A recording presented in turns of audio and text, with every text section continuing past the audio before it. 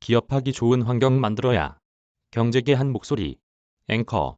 새 정부 출범을 앞두고 기업 규제 혁파에 대한 목소리가 커지고 있습니다. 옥죄고 있던 규제를 풀어 기업이 잘 커나갈 수 있는 생태계를 조성하는 것이 가장 시급한 문제라는 건데요. 신용훈, 김수진 기자가 차례로 보도합니다. 기자. 부회장님 안녕하십니까? 새 정부에서 가장 시급하게 개선해야 할 개혁 과제는 어떤 것들이 있고 또 이에 대한 해법은 무엇이라고 보시는지요? 우태희 대한상공회의소 상근부회장.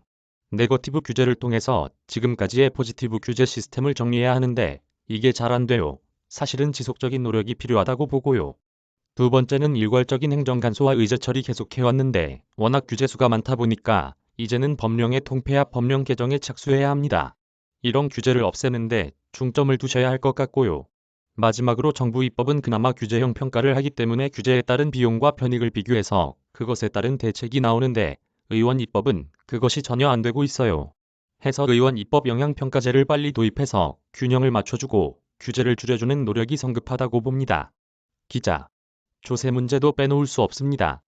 기업 관련 조세 정책에 대해서 꾸준히 문제점이 제기돼 왔었습니다. 가장 큰 문제점은 어떤 것들이 있고 새 정부가 가져가야 할 기업 조세 정책의 방향에 대한 의견 부탁드립니다. 우태희 대한상공회의소 상근부회장. 기업들이 애로사항으로 꼽는 것이 가업상속제도입니다. 외국에는 100년 된 기업들이 많거든요. 우리나라에는 8개밖에 없습니다. 가업상속제도가 7년 동안 똑같은 업종을 해야 하는데 4차 산업혁명 시대에는 맞지 않는 제도입니다. 더 많은 융통성을 둬야 할 것이고 닭을 키워서 좋은 계란이 나와야 하는데 자꾸 규제를 하면 닭이 못 자라지 않습니까? 기업들도 같이 커나갈 수 있는 세제 행정이 이루어졌으면 하는 바람입니다. 기자. 올해 기업 규제 환경에 대해서 상당히 부정적으로 보는 시각들이 많이 있습니다. 그 이유는 어디에 있고 또 이 기업들의 부정적인 시각을 해소하기 위한 해법은 무엇이라고 보시는지요? 이동근 한국경영자총협회 상근부회장. 기존의 포지티브 규제에서 네거티브 규제로 그리고 사전 규제에서 사후 규제로 가야 되는 것이 맞는데 그것이 별로 지켜지지 않았고 가장 최근의 중대재해처벌법 같은 것이 기업들한테는 아주 아프게 다가오는 이제 규제라고 볼 수가 있고요. 규제 개혁에 대한 컨트롤 타워를 구축해서 규제를 한 번에 없애는 이런 노력들이 필요할 것으로 보입니다. 기자. 새 정부에서 중점적으로 개선해야 할 노동 관련 법 제도는 또 어떤 것이 있을까요? 이동근 한국경영자총협회 상근부회장. 노동의 유연성을 좀 확대를 해야 되는 것입니다. 지금은 이렇게 해고가 전혀 자유롭지 않고 그리고 근로, 시간 여러 가지가 너무 경직적으로 운영되다 보니까 실제로 고용 자체가 줄어드는 또 나쁜 영향을 갖고 있습니다. 기자.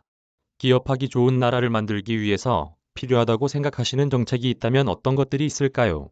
이동근 한국경영자총협회 상근부회장. 기업들은 이제 새 정부가 기업하기 좋은 환경을 조성해달라고 얘기를 합니다. 예를 들면 문재인 정부 시절의 반기업 정서 거기에 기대서 반기업적인 정책이나 법률이 많이 시행이 됐습니다. 그래서 예를 들면 특히 대기업 같은 경우에는 지배 구조에 대한 문제 또 세계적으로 유례가 없는 상속세 특히 가업 상속에 대한 상속세가 너무 높아서 중소기업들이 자기 자녀에게 상속하지 못하는 이제 그런 불합리한 점이 있었습니다. 그래서 그런 것을 좀 개선을 할 필요가 있고 또 노동개혁이라든지 또 신산업 육성 이런 약간 미래를 보는 나라의 경제 전체를 보는 정책 변화가 있어야 된다고 생각합니다. 김수진 기자 리포트.